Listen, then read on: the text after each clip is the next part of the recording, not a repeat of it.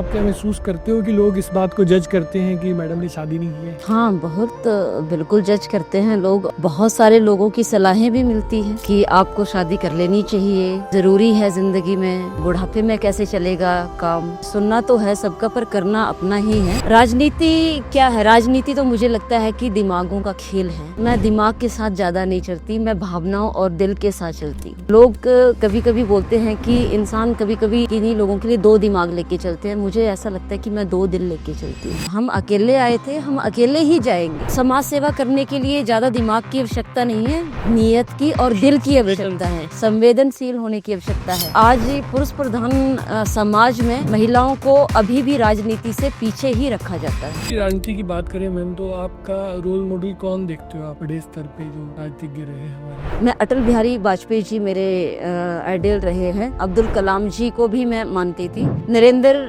मोदी जी तो एक बहुत बड़े हमारे वो हैं। उनके जैसा तो जो उन्होंने किया है हमारे राष्ट्र के लिए, सच बता रही हूँ, कभी कभी सोच के आंसू भी आ जाते हैं। एक लड़की जो मतलब नेताओं को रोल मॉडल मानती है, तो आपकी कभी आम लड़कियों वाले दूसरे सपने नहीं होते? सपने कौन नहीं देखता गोपाल जी, सबके सपने होते हैं, परंतु सपनों को कहीं ना कहीं हमें सेक्रीफाइस भी करना पड़ता है। वो बोलते हैं ना, कुछ पाने के लिए कुछ खोना तो पड़ता है। आज के समय में सबसे बड़ी समस्या यही है कि हमारे युवा जो है वो संघर्ष नहीं करना चाहते और उसी से कई तरह की बीमारियां मानसिक और शारीरिक जो है वो पैदा हो गई हैं। लेकिन ऐसे समय में, ऐसे युग में, आर्टिफिशियल इंटेलिजेंस और डिजिटल युग में जो है एक कुछ शख्सियत हैं जो उदाहरण हैं हमारे युवाओं के लिए, महिलाओं के लिए। उसी में से एक है नवी ठाकुर, जो राजनीति में अभी एक पड़ाव पर हैं, जिला परिषद की सदस्य हैं। लेकिन ये लोग ऐसे होते हैं जो समाज में तय रास्ते जो रखे होते हैं लोगों ने समाज में कि आपको पढ़ना है, लिखना है, नौकरी करनी है, शादी करनी है, उन तय रास्तों से हटकर अपना अलग एक संघर्षपूर्ण जो है वो रास्ते चुनते हैं और अपने करियर की ओर बढ़ते हैं। नवी ठाकुर हैं, यंग फीमेल हैं हिमाचल की राजनीति में, और उन्होंने संघर्ष का रास्ता चुना है और यहाँ तक कि उन्होंने एक सेक्रीफाइस भी किया है कि अपनी अभी तक की ज़िंदगी में उन्हें यही निर्णय लेके बैठी हैं कि वो राजनीति में ही जो है वो आगे बढ़ेंगी, और उसके लिए उन्होंने एक सेक्रीफाइस किया है कि उन्होंने शादी भी नहीं की है। तो नवी ठाकुर कांगड़ा ज़िले से, पालमपुर से बिलोंग करती हैं और आज न्यूज़ डार्क के स्टूडियो में हमारे साथ हैं। हम इनसे आपको रूबरू कराएंगे और किस तरह की प्रेरणा ये समाज को देती हैं, क्या प्रेरणा आज की युवा महिलाएं, क्या प्रेरणा इनसे ले सकते हैं, वो प्रेरणा ये आज सबसे साझा करेंगी। आपका बहुत बहुत स्वागत है मैम न्यूज़ डार्क। धन्यवाद गोपाल जी। आपने ये जो निर्णय लिया कि मैं शादी नहीं करूंगी और राजनीति में ही रहूंगी, और फिर आप राजनीति में गई, ये सामाजिक एक पहलू है और लोगों से रोज मिलना है, तो आप क्या महसूस करते हो कि लोग इस बात को जज करते हैं कि मैडम ने शादी नहीं की है? हाँ, बहुत बिल्कुल जज करते हैं लोग, और बहुत सारे लोगों की सलाहें भी मिलती हैं कि आपको शादी कर लेनी चाहिए, ज़रूरी है ज़िंदगी में, बुढ़ापे में कैसे चलेगा काम। तो ये सारी सलाहें मिलती है और लोग अपनी अपनी परसेप्शन लगाते हैं कि इस तरह होना चाहिए। एक लड़की है तो बाद में, आज तो सब है तो कल अकेले रह जाएंगे, इस तरह की बातें चलती है। परंतु मैं उसी चीज़ पे हूँ कि सुनना तो है सबका, पर करना अपना ही है। जिस तरह से मैंने बचपन में ही ये निर्णय ले लिया था कि मुझे एक आज़ाद ज़िंदगी जीनी है, और शायद लगता होगा लोगों को कि क्या शादी करके आज़ादी नहीं है, परंतु मुझे इस तरह लगता है कि शायद उस लेवल पे नहीं है जिस तरीके से पर्पस है, फिर तो नहीं है जो आपने जी जी बिल्कुल। और जिस तरीके से मुझे ज़िंदगी चलानी ही जीनी है, और अपने लिए नहीं, लोगों के लिए, अपनों के लिए, अपने समाज के लिए, अपने देश के लिए, वो मेरे लिए ज़्यादा प्रायोरिटी पे था, बजाय इसकी कि मैं शादी करके घर बसा लूं और अपने घरेलू जीवन में व्यस्त हो जाऊं। मेरे लिए वो ज़्यादा अति आवश्यक नहीं लगा, बजाय इसकी कि मैं अपने देश के लिए, अपने राष्ट्र के लिए, अपने समाज के लिए, अपने लोगों के लिए आगे आऊं और अपने आप को उनके लिए समर्पित करूं। तो जैसे जब ये बातें आपके सामने आती हैं कि बुढ़ापे के समय में और फ्यूचर में क्या होगा, तब आपको लगता नहीं कि वो संघर्षपूर्ण जीवन हो जाएगा? गारंटी किसकी है आज का? हाँ, सबसे बड़ी बात। किस बात की गारंटी है कि कल को कोई आपके साथ होगा ही होगा? बुढ़ापा तो बहुत दूर की बात है, इंसान को अकेला इंसान को चलना ही, हम अकेले आए थे, हम अकेले ही जाएंगे। और मुझे लगता है हम अकेले हैं भी और हम अकेले नहीं भी हैं। ये हमारा अपने ऊपर डिपेंड करता है कि आप किस तरीके से अपनी जिंदगी को लेके चलते हो, किस तरह के आप जो है वो अपनी लाइफ को लीड करते हो।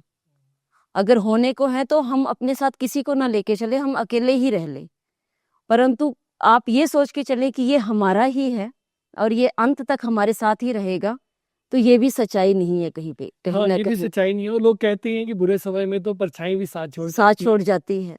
और कितने ही उदाहरण है गोपाल जी, अगर हम अपने आसपास समाज में देखें और नजर दौड़ाएं तो जिनके 2-3 बेटे भी हैं, जिनकी बेटियां भी हैं, आज वो बुजुर्ग भी अकेले रहने पे कहीं ना कहीं मजबूर है।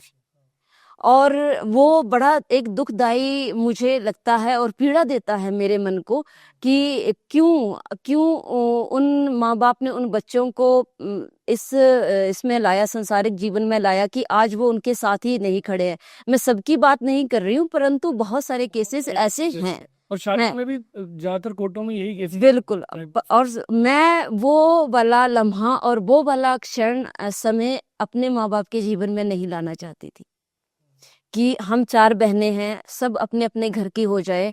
सभी बोलते हैं कि बिल्कुल शादी के बाद भी देखा जा सकता है, चीज़ों को मैनेज किया जा सकता है, परंतु वो उन्हीं को पता है जिस समय वो संघर्ष का टाइम आता है कि कितना मुश्किल रहता होगा। आज मैं अपनी और बहनों को भी देखती हूँ तो उनके लिए भी कहीं ना कहीं मुश्किल रहता है इन चीज़ों को मैनेज करना। तो मैं नहीं चाहती थी कि मेरे माता पिता की ज़िंदगी में ऐसा कभी कोई क्षण आए कि उनको इस तरह के टाइम का और समय का सामना करना पड़े। पर वैसे बात करें कि मान लो कि आपने राजनीति को एज ए करियर चुना आपने, तो हिमाचल एक छोटा राज्य है और छोटे राज्य में इतना बड़ा सेक्रीफाइस करना, लाइफ को लेके डिसीजन ले लेना कि इसमें राजनीति में कितना ऊपर जा पाएंगे, ये चीज़ें भी माइंड में नहीं आई? देखिए, आप राजनीति बोल रहे हैं और मैं समाज सेवा बोलूंगी। राजनीति क्या है? राजनीति तो मुझे लगता है कि दिमागों का खेल है और मैं दिमाग के साथ ज़्यादा नहीं चलती, मैं भावनाओं और दिल के साथ चलती हूँ। मैं दिल से हर एक चीज़ करती हूँ।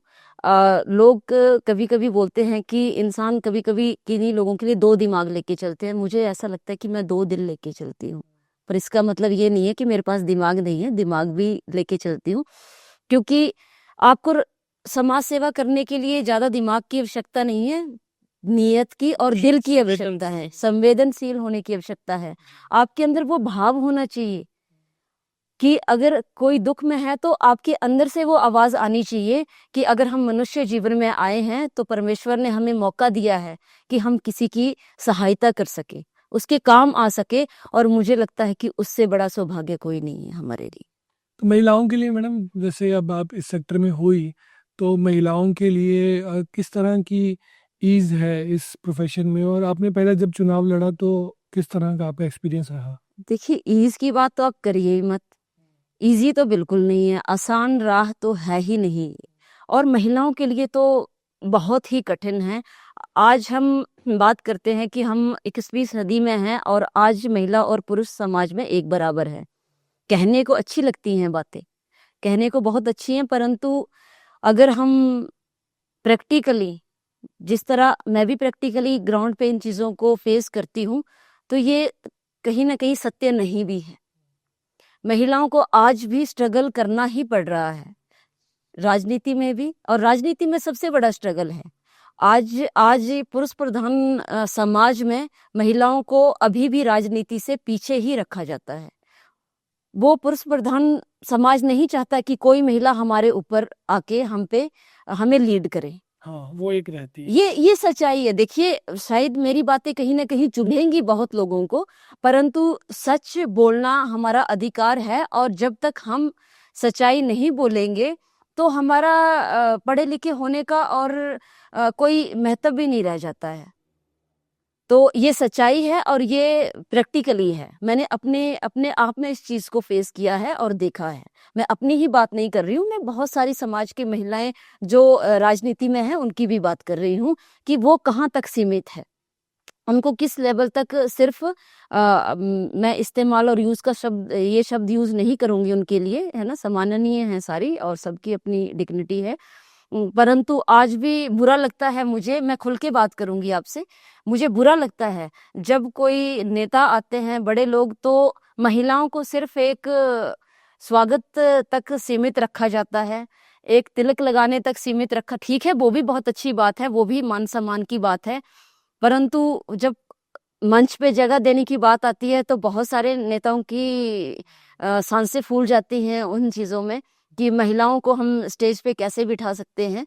और चाहे वो किसी कोई पदाधिकारी हो, चाहे वो इलेक्टेड मेंबर हो, चाहे सेलेक्टेड हो, तो महिलाओं को फिर भी कुर्सी नीचे ही वो सजाते हैं कि आप यहीं पे बैठिए, तो ये भी एक बुरा लगता है। तो इस और सिनेरियो में सबसे ज्यादा काम क्या चीज आती है? आत्मविश्वास काम आता है या कोई रणनीति बनानी पड़ती है इस करियर में आगे जाने के लिए आपको? सबसे पहली बात तो मेरी यही रहेगी कि आपका अपने आप में कॉन्फिडेंस होना बहुत ज़रूरी है, आपका आत्मविश्वास होना आपको ज़रूरी है। कॉन्फिडेंस, आत्मविश्वास एक ही बात है, एक ही बात है। तो आपको जो है वो अपने ऊपर भरोसा होना चाहिए कि हम ये चीज़ कर सकते हैं और हमें आगे जाना है। बिल्कुल, हम राजनीति एक ऐसी चीज़ है कि हमें सबको साथ मिलकर चलना होगा और ज़रूरी है ये चीज़। अकेला तो कोई भी कुछ नहीं कर सकता है, चाहे कोई भी फील्ड हो आपकी, परंतु अपने आप पे भरोसा होना अति आवश्यक है। और अभी तक के करियर में जो है वो आपने क्या देखा? आपने मतलब पहली कौन सी पॉलिटिकल पोस्ट एज्यूम की और आपको क्या लगा कि समाज राजनीतिज्ञों को दिशा देता है या राजनीतिज्ञ समाज को दिशा देते हैं?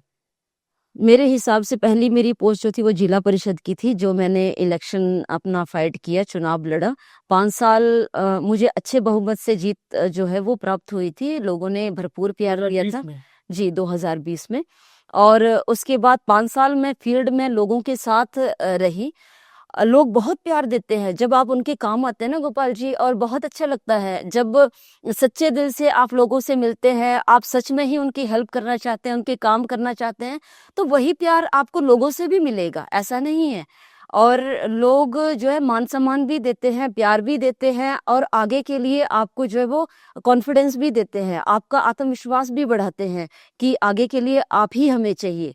इस तरह के समाज सेवी ही हमें चाहिए। इस तरह का जो अनुभव है वो मैंने पिछले 5 सालों में प्राप्त किया है अपने अपने एरिया में। तो समाज, मैं ये जानती हूँ कि जिस तरह आपने सवाल किया कि राजनेता समाज को दिशा दिशा देते हैं, देते हैं या समाज राजनीतिज्ञों को दिशा देते हैं? बिल्कुल।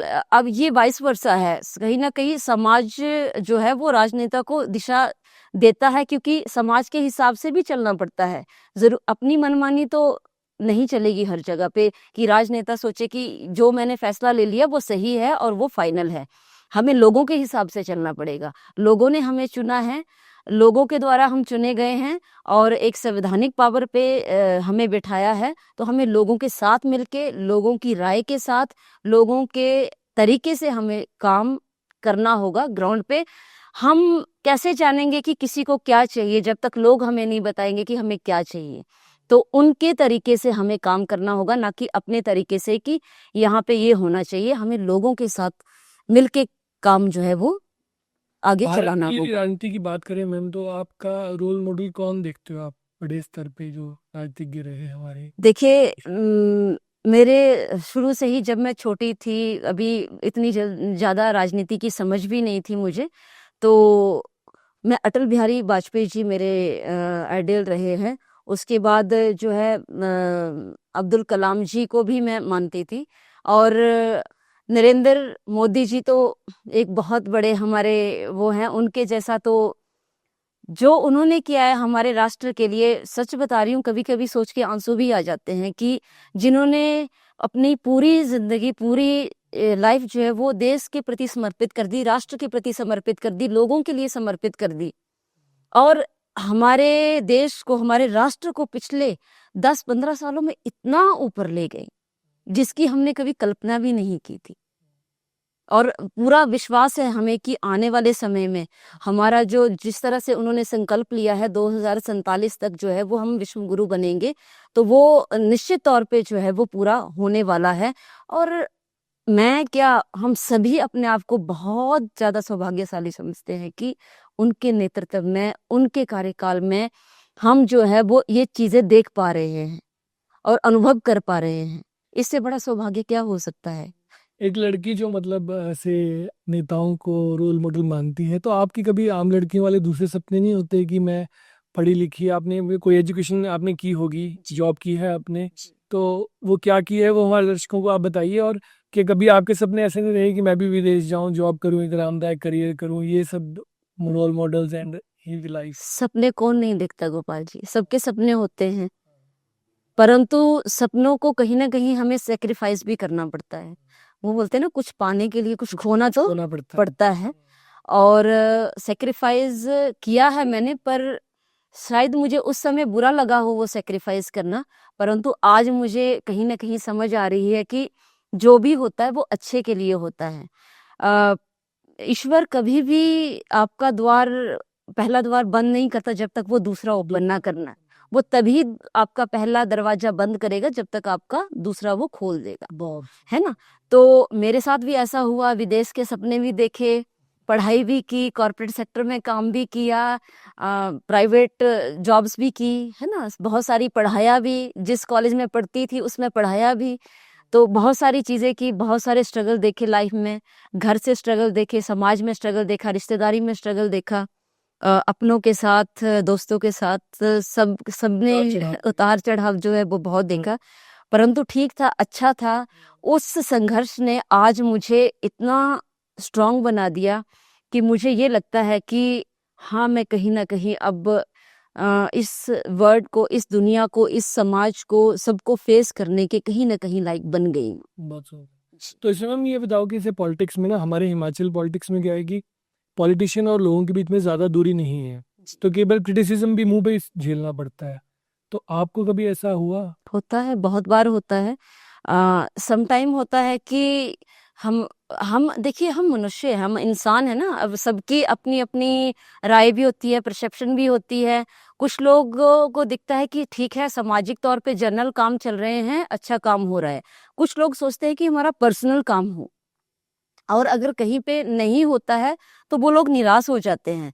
तो उनकी निराशा भी कहीं ना कहीं अपनी जगह वो सही है, क्योंकि उनको उम्मीदें हैं, और उम्मीदें जब टूट जाती हैं तो वो बहुत हर्ट करती है, बुरा लगता है। परंतु मैं बताना चाहूंगी कि बहुत बड़ा एरिया, बहुत बड़ा समाज है, और बहुत कम समय में सारी चीजें करना संभव भी नहीं हो पाता है 18 है ना। 12 से 18 पंचायतें रहती हैं, तो संभव नहीं हो पाता है। तो कहीं ना कहीं जब लोगों का कोई पर्सनल काम नहीं होता है, तो फिर हमें सामने से आता है कि आपने हमारे लिए कुछ नहीं किया, पर इसका मतलब ये नहीं है कि हम उनके साथ जो है वो दिल से नहीं जुड़े हैं। हम उनको जो है वो दिल से रिस्पेक्ट करते हैं, प्यार करते हैं, उनके लिए हैं हम। उन्होंने हमें बनाया है, तभी तो वो हमें बोल पा रहे हैं।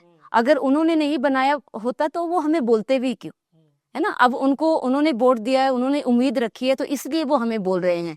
तो देर हो सकती है, देर सवेर हो सकती है, परंतु ऐसा नहीं है कि उनके काम नहीं होते, हो जाएंगे, होते हैं। हाँ, राजनीति में आपको अच्छा भी सुनने को मिलेगा और बहुत बुरा भी सुनने को मिलेगा, परंतु आपके अंदर वो सहन शक्ति होने की आवश्यकता है कि आप सभी चीजों को फेस कर सकें, और आपको बुरा नहीं लगना चाहिए उन चीजों। वही मैं पूछने लगा था कि जब आप ऐसा देखते हो, क्रिटिसिज्म आता है, ऐसा टफ टाइम आता है कोई भी सामने, तो आपको पावर कैसे मिलती? संयम, संयम होना बहुत आवश्यक है, और वो पावर आती है, मैं बता देती हूँ, जिस तरह मैंने बताया कि मेरे बचपन के संघर्ष से, जिस तरह मैंने बचपन से ही, मैं संघर्ष की बात ये करूंगी, संघर्ष मैंने उस तरह नहीं देखा कि हाँ मुझे कहीं पैसों की कमी थी या कहीं आर्थिक तौर पे तंगी थी। जितना हो सकता था, मेरे पिताजी ने, मेरी माताजी ने हमें अच्छी जिंदगी दी है, परंतु जो सपने मेरे बहुत बड़े थे, उन सपनों में कहीं ना कहीं मैंने संघर्ष किया है। तो करियर के लिए संघर्ष किया है, और स्ट्रेस लेवल, अपने स्ट्रेस बहुत था, तो उस स्ट्रेस को कैसे मैनेज करना है वो मैंने सीखा है। और एक बात मैंने और सीखी है कि आप सक्सेस की कल्पना कभी नहीं कर सकते अगर आप स्ट्रेस को मैनेज नहीं कर सकते। अगर आप सक्सेस देखना चाहते हो तो स्ट्रेस तो मैनेज करना ही होगा। तो जब लोग बोलते हैं कुछ भी, तो ठीक है, कुछ क्षण के लिए स्ट्रेस आता है, परंतु मैनेज हमें करना है, तो वो अंदर से एक शक्ति आती है हमारे अंदर की, ठीक है, this is a part of हमारा प्रोफेशन जो है, उसका एक पार्ट है, तो हमें ये मैनेज करना है, तो इस पे कोई बहुत बड़ी बात नहीं। नहीं, आपने बड़ी अच्छी बात की, और आप इतने यंग हो, तो मैं चाहूँगा कि हम अपने पॉडकास्ट को कंक्लूड भी वहीं पे करें कि आजकल ये कॉमन हो गया है डिप्रेशन और स्ट्रेस बच्चों में जी। तो ये कैसे मैनेज किया जाता है? ये आजकल के बच्चे और नौजवान क्या है ना गोपाल जी, बहुत ज़्यादा और बहुत जल्दी चीज़ों को ना दिल पे ले जाते हैं, छोटी-छोटी बातों पे। अ, वो घर से ही शुरू हो जाता है। और घर से अगर थोड़ी-सी उनकी कोई बात पूरी ना की जाए उनके माता-पिता द्वारा, तो वो वहीं से अपने आप को स्ट्रेस लेवल में ले जाते हैं, डिप्रेशन में ले जाते हैं। और दूसरी बात ये है कि मतलब समाज में अब ऐसे हो गया ना कि हर एक चीज़ चाहिए ही चाहिए। तो मुझे लगता है कि कहीं न कहीं हमारी परवरिश में भी कहीं न कहीं कमी आ रही है समाज में। माता-पिता को भी और स्कूलिंग भी वैसी होनी चाहिए कि बच्चे को शुरू से ही स्ट्रेस जो है वो मैनेज करने की शिक्षा देनी चाहिए। कि अगर आपके साथ कहीं बुरा वक़्त भी आ गया है, आपको बहुत कुछ चाहिए हो अगर नहीं मिला है तो आपको कैसे उसमें संयम रखना है, कैसे। परंतु आजकल प्रॉब्लम ये हो गई है कि बच्चा कुछ भी माँगे तो जल्दी से प्रोवाइड करवाना है। तो मुझे लगता है कि कुछ चीज़ों के लिए माँ-बाप को भी ये चीज़ें मैनेज करना ज़रूरी है, हमारे बच्चों को भी समझना ज़रूरी है कि किस तरीके से हमें घर में, बाहर और शो ऑफ की भी बहुत ज़्यादा एक वो हो गई है कि शो ऑफ अपने दोस्तों के बीच में शो ऑफ करना है, अपने समाज में शो ऑफ करना है। तो ये सारी चीज़ें घर से ही चलती हैं, मेरा तो ये मानना है। तो इसमें जो आपका अभी तक का जीवन रहा है, सामाजिक जीवन ही रहा आपका मोस्टली, और हमें बताया गया कि आपने आईबीएम में भी शायद जॉब की थी। जी। तो उसमें जो आपका अभी तक का सारा कॉर्पोरेट का एक्सपीरियंस रहा, एजुकेशन का रहा, पॉलिटिक्स में हो, तो कोई एक चीज़ आप ऐसी शेयर कर सकते हो हमारे यूथ से, लेडीज़ से, लड़कियों से, लड़कों से, समाज से, कि जिसमें ऐसी कोई सीख हो कि टफ टाइम में जो इंसान है वो कैसे अपने आप को बाहर उन परिस्थितियों से उभार के ले आए? मेरा मैं बताना चाहती हूँ कि टफ टाइम में सबसे ज़्यादा अति आवश्यक होता है कि आपको ना अंदर से पहले तो अपनी आवाज़ सुनना बहुत ज़रूरी है। मेरे साथ क्या होता था जब भी होता भी था, अब भी होता है। जब भी मैं थोड़ी-सी डिमोटिवेट होती हूँ किसी चीज़ को लेके या ये हो रहा है, तो फिर मैं एकदम से ऐसे हो जाती हूँ कि नहीं, ऐसे कैसे? अपने आप को फिर मुझे खुद मोटिवेट करना होता है। कहीं से मोटिवेशन बाहर से लेने की बजाय मुझे ये लगता है कि आपको पहले सबसे पहले मोटिवेशन अपने अंदर से जगानी पड़ती है। आप सोचोगे कि ये दोस्त मेरे को मोटिवेट करेगा या ये घरवाले मुझे मोटिवेट करेंगे, ये समाज का ये व्यक्ति मुझे मोटिवेट करेगा, हमारे रिश्तेदार हमें मोटिवेट करेंगे। नहीं, सबसे पहले आपको खुद अपने आप को मोटिवेट करना होगा। जब भी आप टफ टाइम में हो, जब भी आपको लगे कि मैं कहीं न कहीं नीचे गिर रहे हैं, कहीं न कहीं मुझे स्ट्रेस आ रहा है, तो थोड़ा-सा हो आँखें बंद करके एक ही चीज़ सोचो कि ज़्यादा से ज़्यादा क्या हो जाएगा? एंड पॉइंट क्या है? कि ज़्यादा से ज़्यादा हो क्या जाएगा? कुछ भी है तो क्या हो जाएगा? खत्म तो नहीं हो जाएगा ना सब कुछ। और ज़िंदगी से बड़ा क्या है? जब परमात्मा ने आपको इतनी बड़ी ज़िंदगी दे दी कि आप उसमें सब कुछ कर सकते हो, तो फिर क्या हम इतने इतने मतलब वो हैं कि हम इतने सक्षम और इतने कमज़ोर हैं कि हम इतने से चीज़ के साथ अपने आप को, अपने लाइफ़ को ख़त्म कर लें? इसलिए तो जीवन नहीं दिया था ना, इसलिए तो मनुष्य जीवन में नहीं आए। तो मुझे ये लगता है कि यही बात सोचनी चाहिए, उसका ना एंड पॉइंट सोच लेना चाहिए आपको, कि ठीक है मैं इस सिचुएशन में हूँ तो इसका अंत कहाँ हो सकता है? अब अंत सोचो कि अंत इतना सही हो सकता है और क्या हो जाएगा ज़्यादा से ज़्यादा? यही है। ये बहुत अच्छी बात आपने बताई, और आखिरी मेरा ये सवाल रहेगा कि ये जो राजनीति है, ये इसमें मेरे को जो एज ए पत्रकार मैं देखता हूँ कि इसमें साजिशें, एक षड्यंत्र, और इसी से घिरा रहता है जो इंसान है इस प्रोफेशन में। जो राजनीति है इसमें सारा यही चला रहता है, रंजिश और षड्यंत्र ही चला रहता है। तो इसमें आपको बीइंग अ फीमेल कितनी की पॉजिटिविटी दिखती है, कितना की संघर्ष इसमें रहता है, उन चीज़ों से कैसे बचना रहता है?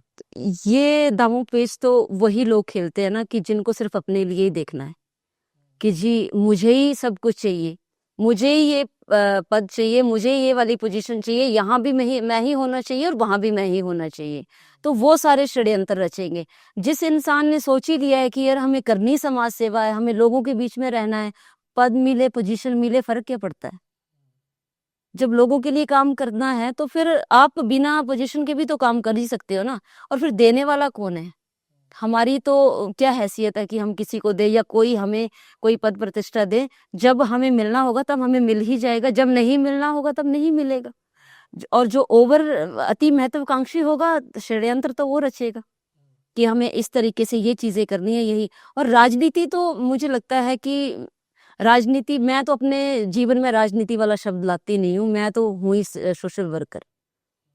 ना तो मुझे किसी पद की आवश्यकता है इतनी, ना मुझे पोजीशन की है। ठीक है, चल रहा है, मिलेगी तो सही है, नहीं मिलेगा तो भी सही है। लोगों के साथ जुड़े हैं, जुड़ाव है, प्यार है, ये चलता रहे, इतना ही काफ़ी है। और जीवन में शांति बनी रहे और रात को अच्छी नींद आ जाए, यही काफ़ी है बस। आपको बहुत बहुत शुभकामनाएं आपके करियर के लिए। थैंक यू जी, धन्यवाद।